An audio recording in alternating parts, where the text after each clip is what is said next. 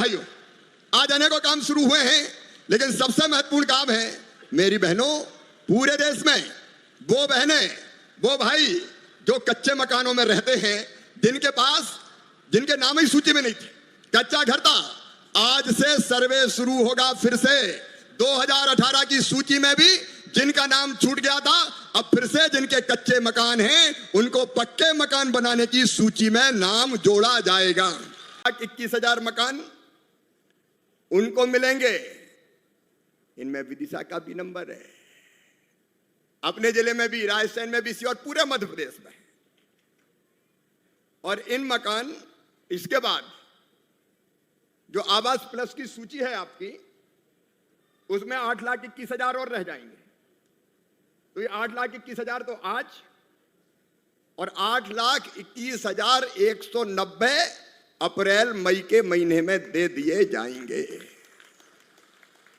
ताली जोर से तो बजाओ, ऐसी मरी मरी बजा रहे।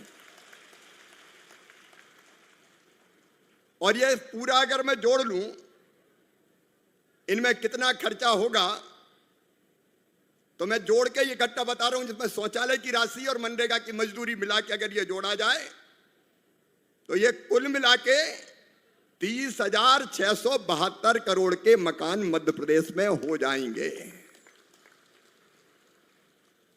और ये ऐसे ऐसे नहीं कर रहा हूं मुख्यमंत्री जी, आपको ये चिट्ठी दे रहा हूं, पूरी काम हो तो पक्का ही।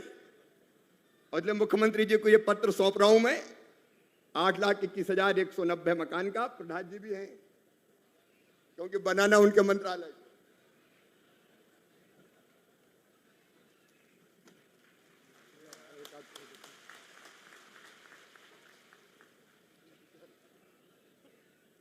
लेकिन एक बात और, इसमें ये प्रधान जी केवल 11 लाख नहीं हुए, पीएम जनमन के भी 1,59,104 मकान आपको और दिए। तो ये अगर कुल आप जोड़ेंगे तो 11 लाख, 11.5 लाख में, 12 लाख में ये और आप जोड़ेंगे तो लगभग 14 लाख मकान एक साल में मध्य प्रदेश को दिए जा रहे हैं। आज तक कभी नहीं हुआ। आर्थिक रूप से कमजोर हैं, ऐसी माताओं बहनों को सशक्त बनाने के लिए यह योजना चलाई जा रही है। लेकिन लाडली बहना आवास योजना के अंतर्गत अगर हम बात करें तो इसमें भी बहुत सारी माताओं बहनों के फॉर्म को रिजेक्ट कर दिया गया है, और 100% में से सिर्फ और सिर्फ 30% माताओं बहनों के फॉर्म को ही सिलेक्ट किया गया है।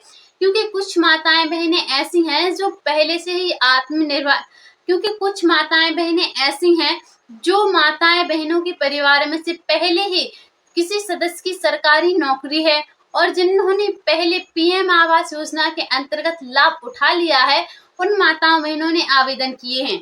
तो ऐसी माताओं बहनों के फॉर्म को रिजेक्ट कर दिया गया है, और उन्हीं माताओं बहनों के फॉर्म को सिलेक्ट किया गया है। फैसला और किया है हमने, अधिकारीगण भी इसको ध्यान से सुन लें। अब मकान का, आवास का जो सर्वे होगा, सर्वेयर तो करेंगे ही, अधिकारी तो करेंगे ही, लेकिन हमने एक ऐप बनाया है, चाहे तो जिनका मकान कच्चा है वो खुद भी सर्वे कर सकते हैं। सेल्फ सर्वे मतलब खुद ही सर्वे करो। अगर खुद सर्वे करेंगे तो कोई का नाम छूटेगा ही नहीं। और सर्वे कैसे होगा? वो सेल्फ सर्वे, स्व सर्वेक्षण। वो सर्वे ऐसा होगा, उसके लिए आपको जरूरत है आधार नंबर की। हर एक के पास आधार नंबर है? जोर से बोलो, है? तो आपके मोबाइल पे आपके पास आधार नंबर है तो आप लॉगिन कर सकेंगे, और अपने चेहरे की पहचान के लिए, ऑथेंटिकेशन के लिए उसी मोबाइल से फोटो खींचिए, अपने आप ऐप में डलेगा, और फिर ऐप में फॉर्म आएगा। उस फॉर्म में ये कॉलम होंगे कि 15,000 से ज्यादा आमदनी तो नहीं है, पात्रता की सूची की, आप उसको भर दो, सर्वे की सूची में अपने आप नाम जुड़ जाएगा। आपकी टीम एक बार फिजिकली परीक्षण कर लेगी कि इसमें कोई ने झूठ तो नहीं लिखा, और वो परीक्षण करके उन नामों को स्वीकार कर लिया जाएगा। समझ गए कि नहीं मेरी बात? अरे समझ गए कि और समझाऊं? आधार नंबर लीजिए, लॉग इन कीजिए, अपना फोटो खींचिए, ऐप में मोबाइल से डाल दीजिए, आपका नाम सर्वे की सूची में आ जाएगा। इसका फायदा यह होगा कि कोई किसी को छोड़ ही नहीं पाएगा, क्योंकि खुद ही सर्वे करने वाले कैसे छूटेंगे। हाँ, कोई ने झूठ भरा होगा तो आप उसकी जांच करा लेंगे। बोलो ठीक है कि नहीं? अरे जोर से बताओ ना, ठीक है कि नहीं? अब इसमें कोई की जरूरत ही नहीं, खुद ही कर लो भैया सर्वे।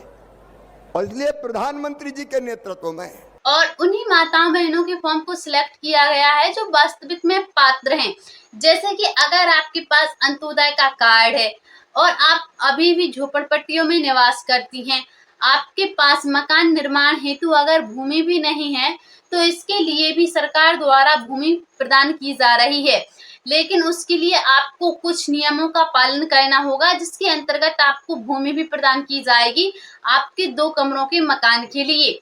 क्योंकि मुख्यमंत्री जी द्वारा स्पष्ट शब्दों में ऐलान कर दिया गया है कि जिन माताओं बहनों के पास अंत्योदय का कार्ड है, ऐसी माताओं बहनों को लाडली बहना आवास योजना का लाभ सबसे पहले दिया जाएगा। एवं जो फर्स्ट सूची है उसमें सबसे पहले उन्हीं माताओं बहनों के नाम को रखा गया है। और जिन माताओं बहनों के परिवार में से अगर किसी एक सदस्य को भी पीएम आवास योजना के अंतर्गत लाभ मिल चुका है, तो ऐसे किसान भाइयों को या फिर माताओं बहनों को लाडली बहना आवास योजना का लाभ नहीं दिया जाएगा। क्योंकि इस योजना के अंतर्गत उन्हीं माताओं बहनों को लाभ दिया जाएगा जो वास्तविक में झोपड़पट्टियों में निवास करती हैं। क्योंकि अब बरसात के दिन शुरू हो चुके हैं और बरसात के दिनों में हमारी माताओं बहनों को काफी कठिनाइयों का सामना करना पड़ता है, यहाँ तक कि उनके साथ उनके छोटे बच्चे भी रहते हैं। इसीलिए फैसला किया गया है कि जल्द से जल्द लाडली बहना आवास योजना की धनराशि को ट्रांसफर कर दिया जाए। लेकिन प्रश्न यह बना हुआ है कि आखिरकार जब तक प्रधानमंत्री आवास योजना के अंतर्गत जो फाइनली लिस्टें आई हैं, जिन मकानों को स्वीकृति प्रदान की जा चुकी है, पहले उन मकानों की धनराशि को ट्रांसफर किया जाएगा, फिर उसके बाद ही लाडली बहना आवास योजना की धनराशि को ट्रांसफर किया जा सकता है। तब तक लाडली बहना आवास योजना के अंतर्गत वह माताएं बहनें जिनके फॉर्म को उनके डॉक्यूमेंट्सों में कमी की वजह से रिजेक्ट कर दिया गया है, वह माताएं बहनें अपने डॉक्यूमेंट्सों को एकदम तैयार करके रखें। क्योंकि लाडली बहना आवास योजना के अंतर्गत एक बार दोबारा से पोर्टल खोला जाएगा, जिसमें माताएं बहनें जो रह गई हैं, जिन्होंने किसी वजह से आवेदन नहीं कर पाए थे या फिर जिन माताओं बहनों के डॉक्यूमेंट्सों में कमी की वजह से उनके फॉर्म को रिजेक्ट कर दिया गया है, ऐसी माताएं बहनें दोबारा से आवेदन कर सकती हैं। इसलिए एक बार फिर से पोर्टल खोला जा रहा है, जिससे कि माताएं बहनों को किसी भी प्रकार की कोई दिक्कत ना हो और प्रत्येक माता बहन का पक्का मकान हो। तो लाडली बहना आवास योजनाओं से जुड़ी समस्त जानकारियों को सबसे पहले देखने के लिए आप हमारे पीके न्यूज चैनल को सब्सक्राइब करके अवश्य रखें, ताकि जो भी वीडियो अपलोड किया जाए उसका नोटिफिकेशन सबसे पहले आपके फोन में आ जाए और आप किसी भी जानकारी से वंचित ना रहें। वीडियो को अपनी माताओं बहनों के पास ज्यादा से ज्यादा शेयर करें। मिलते हैं फिर से किसी अगली ऐसी जानकारी के साथ। अभी के लिए जय हिंद, जय